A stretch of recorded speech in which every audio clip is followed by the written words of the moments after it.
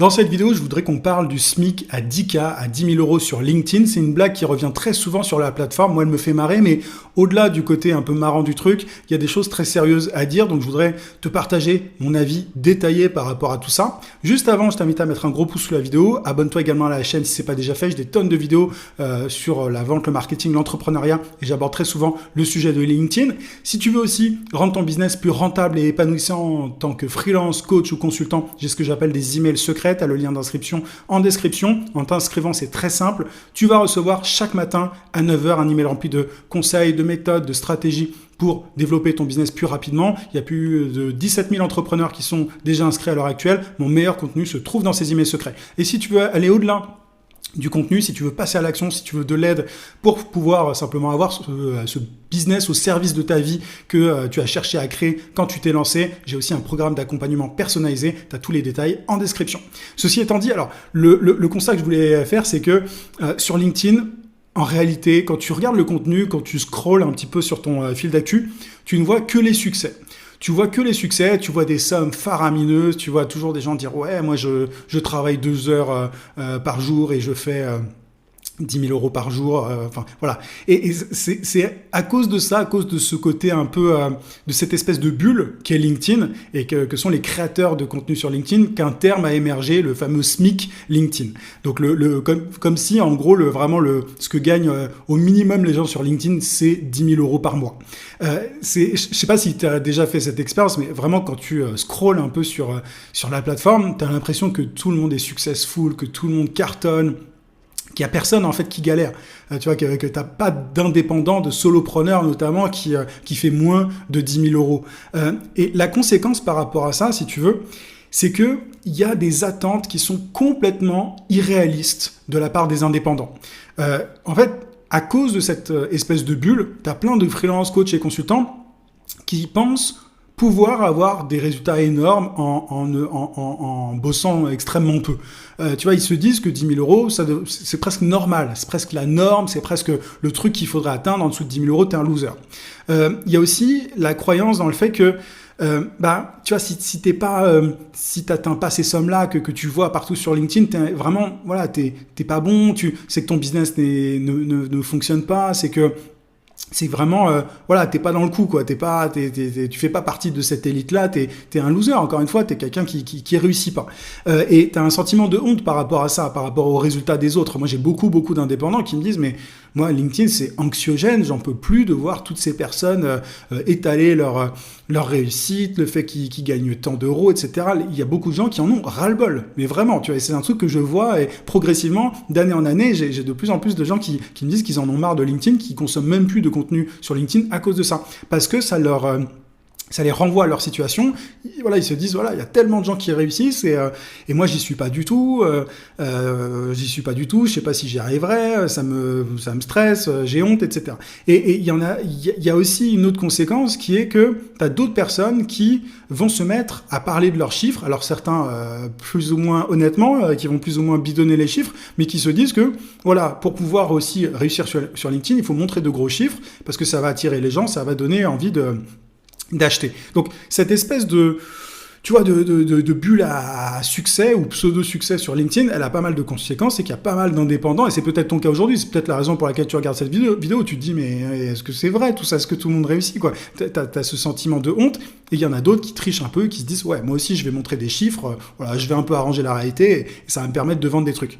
La réalité, c'est que c'est complètement une illusion, le SMIC à 10K, et quand je dis 10K, c'est une image, évidemment, mais il faut pas croire que tout le monde cartonne. Tu vois, moi, j'accompagne des indépendants, des freelance coachs, consultants depuis 2017, et il y a de tout. Il y a de tout, mais la majorité, il faut savoir un truc, il y a un chiffre de l'INSEE, c'est qu'environ entre 59 et 64% des indépendants abandonnent au bout de 3 ans.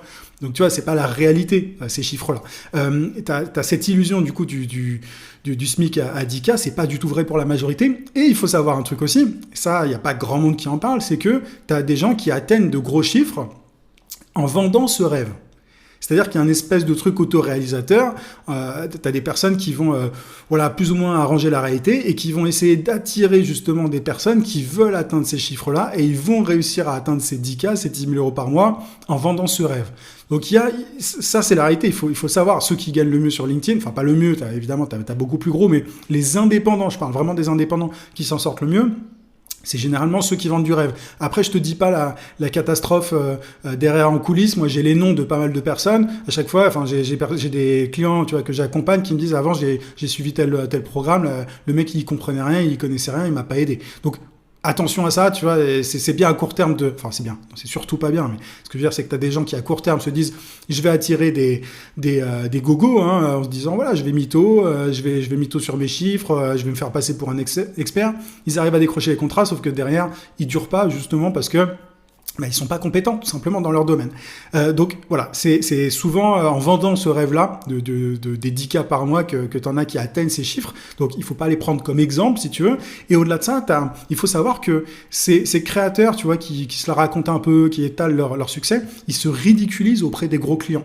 C'est-à-dire qu'en coulisses, moi j'ai des clients qui me disent que leurs propres clients, tu vois, j'ai parfois des freelances, des consultants qui bossent avec des boîtes et ces boîtes leur disent qu'ils aiment pas du tout ça. Les gens qui se la racontent sur LinkedIn et si tu es freelance, coach, consultant et que tu es un peu dans cette logique-là de ouais, j'ai réussi, regarde ce que je fais, etc., regarde mes chiffres et tout, en fait, tu repousses de très très gros clients qui n'aiment pas ça parce qu'ils se disent que c'est du bullshit, ils savent très bien que c'est des bêtises et ils aiment pas ils préfèrent la discrétion d'une certaine manière. Donc, tu vois, il y a pas d'intérêt si tu veux à jouer ce jeu-là. Donc souvent, ce qui se passe, c'est que les coachs, les consultants qui sont un peu dans cette logique-là, ils vendent uniquement à des indépendants ce rêve. Mais auprès des grosses boîtes, si tu veux, ils se discréditent. En fait, ils sont un peu grillés parce que ces grosses boîtes, elles veulent du sérieux, elles veulent des experts, elles veulent des gens qui sont assez discrets, si tu veux. Elles veulent pas forcément des gens qui s'affichent sur les réseaux.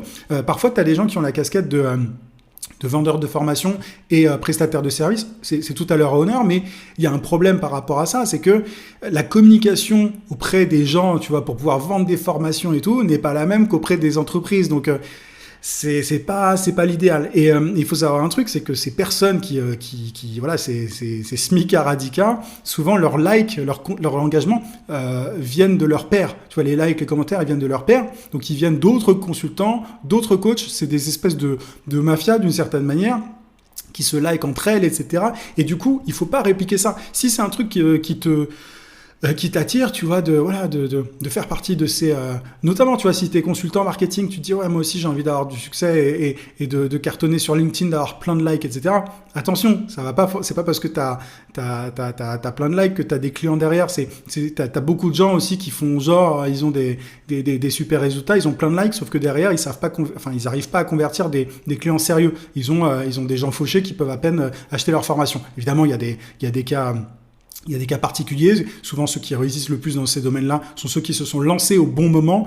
Tu vois, quand il y avait moins de concurrence et tout, là, ils ont des grosses audiences, ils peuvent vendre des formations et tout. Maintenant, bon, faut faire attention aussi à la longévité parce que tu as beaucoup avec les algorithmes, etc., les choses changent. Mais bref, tout ça pour dire que toutes ces personnes qui se la racontent un peu sur LinkedIn avec leurs chiffres et tout, c'est pas des exemples et voilà, dans les coulisses, c'est pas aussi beau que ça peut paraître. Donc voilà, attention à cette image erronée. Moi, ce que je te recommande de faire très concrètement, c'est de faire abstraction de ces chiffres. Alors, je sais que c'est facile à dire.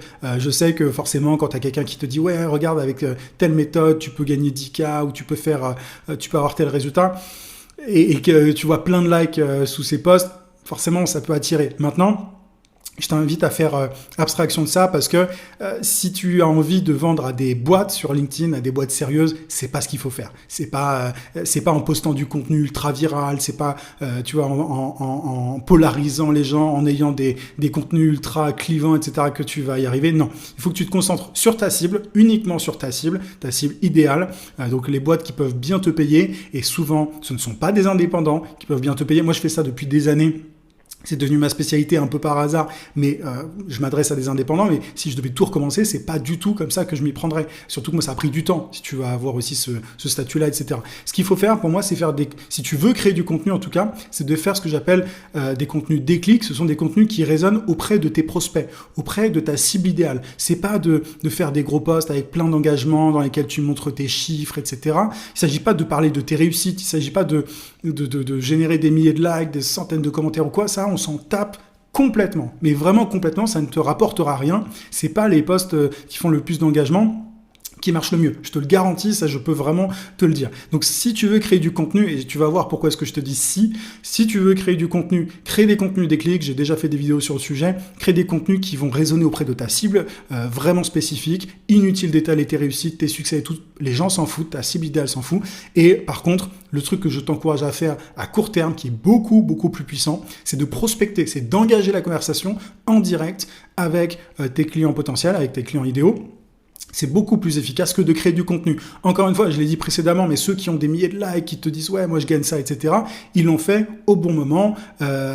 Tu vois, il y a une question de timing. Alors évidemment, il y a des gens qui sont très bons dans tout ça et qui ont des bonnes approches, je ne dis pas. Mais c'est beaucoup moins facile à répliquer qu'on ne le croit. Il y a beaucoup de gens qui se prennent comme exemple et qui te disent « ouais, regarde, moi je fais 10K, etc. Je crée juste du contenu ». C'est minoritaire. Je préfère vraiment te le dire. Et j'ai accompagné des centaines et des centaines d'indépendants. J'ai vendu des milliers de formations. Je connais le truc, je connais les coulisses.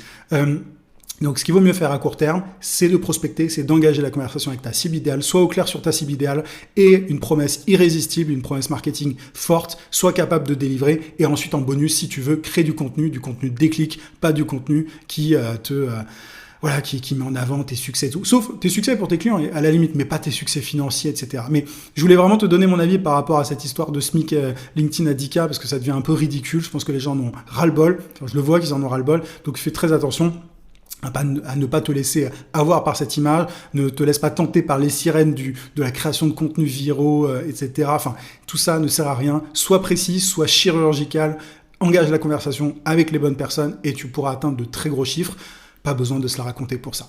J'espère que cette vidéo t'a été utile. Mets un petit pouce si c'est le cas, abonne-toi. Et puis si tu veux aller plus loin, si tu veux rendre ton business plus rentable, plus épanouissant de façon concrète, pragmatique, il y a mes emails secrets qui t'attendent. Et si tu veux te faire aider pour y arriver, pour appliquer les choses à ton propre cas, tu as aussi le lien de mon programme. Je te souhaite plein de succès. Je te dis à très vite. À plus.